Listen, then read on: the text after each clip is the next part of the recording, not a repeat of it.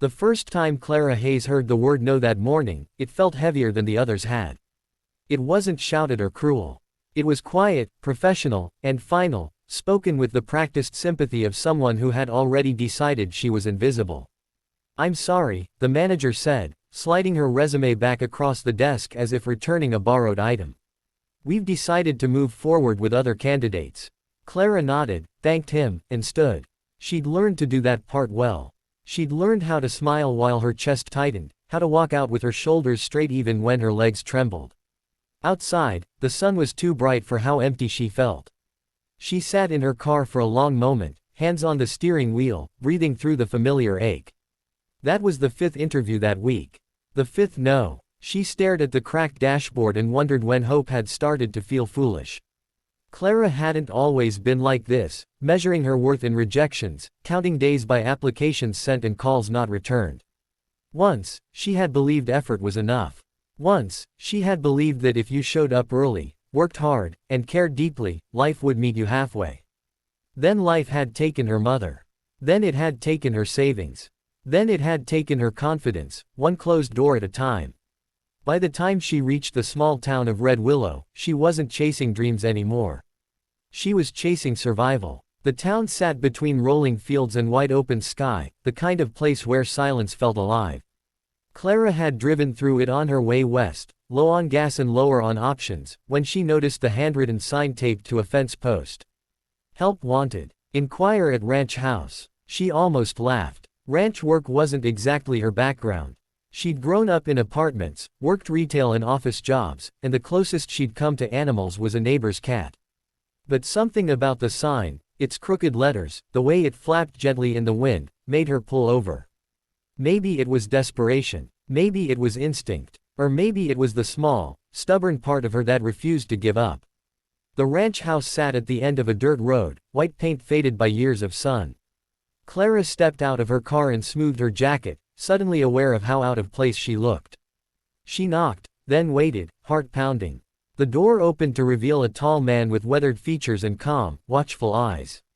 His hair was touched with gray, his posture relaxed but solid, like the land around him. "Yes?" he asked. Clara swallowed. I saw your sign. About the job." He studied her for a moment, not unkindly, but thoroughly. She expected the usual questions, the polite dismissal. She'd braced herself for it. Instead, he stepped aside. "Come in." The kitchen smelled of coffee and fresh bread. He gestured for her to sit at the table, then poured 2 mugs without asking. "I'm Ethan Walker," he said. "Ranch owner." "You are Clara Hayes." He nodded. "Tell me about yourself." She launched into her practiced explanation, her work history, her willingness to learn, her need for employment. She spoke carefully, choosing words she hoped would sound capable, dependable. When she finished, she waited for the inevitable. Ethan leaned back, fingers steepled, eyes thoughtful. "I'll be honest," he said. "This work isn't easy. Long days, early mornings, dirt, weather, animals that don't care about your plans." "I understand," Clara said quickly. "I'm not afraid of hard work."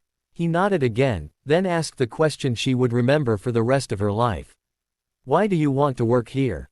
It wasn't "can you do the job?" It wasn't "what experience do you have?"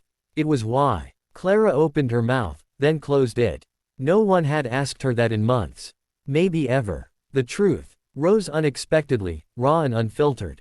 "Because," she said quietly, "I need a place where effort still means something. Where I can work hard and not feel like I'm failing just for existing." The room was silent. Ethan didn't interrupt. He didn't look away. "I've been turned down everywhere," she continued, voice trembling despite her efforts. "I know I don't look like the right fit. I know my resume isn't impressive. But I'm honest. I show up. And I don't quit." Something shifted in his expression, not pity, but recognition. He stood. "Job starts tomorrow. Sunrise." Clara blinked. You're hiring me." He gave a small smile. "I asked the one question that matters. You answered it." The first weeks were brutal. Clara woke before dawn, muscles aching in ways she hadn't known were possible. She learned how to feed livestock, mend fences, and move with purpose instead of panic. She made mistakes, plenty of them, but Ethan corrected her patiently, never raising his voice, never making her feel small. Other ranch hands were skeptical at first. She could see it in their glances, hear it in the pauses before they spoke. But Clara worked harder than anyone, staying late, asking questions, refusing shortcuts. Slowly, skepticism turned to respect. One evening, after a long day repairing storm damage, Clara sat on the porch steps, exhaustion settling deep in her bones. Ethan joined her, handing her a glass of water. "You're doing good work," he said. "Thank you," she replied, surprised by how much the words meant. He studied the horizon. People think strength looks a certain way. Muscles, confidence, experience. They forget that real strength is showing up when you're tired of being told you don't belong. Clara felt tears prick her eyes. Months passed. The ranch flourished. Clara found herself laughing again, sleeping deeply, waking with purpose. She wasn't just surviving, she was building something. Belonging. Then one afternoon, a letter arrived. A corporate job she'd applied for months earlier. An offer. Higher pay. Clean clothes. Predictable hours. Clara stared at it for a long time. That night, she walked out to the fields, watching the sun dip low. Ethan found her there. "You're quiet," he said. She handed him the letter. He read it, then folded it carefully and gave it back. "You don't have to stay," he said. "You don't owe me anything." "I know," she replied. "But this place, you gave me a chance when no one else would. You asked me why instead of judging who I was." He met her gaze. "What do you want?" Clara looked around. The land, the animals, the life she'd rebuilt piece by piece. "I want to stay," she said. "Not because I have nowhere else to go. But because this is where I found myself again."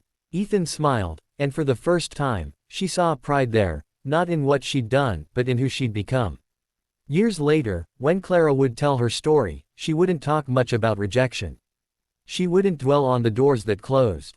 She would talk about one rancher who asked one question. And how sometimes, all it takes to change a life isn't an opportunity, but someone willing to see the answer behind the struggle. Because when the world tells you no long enough, the right why can become a yes that lasts forever.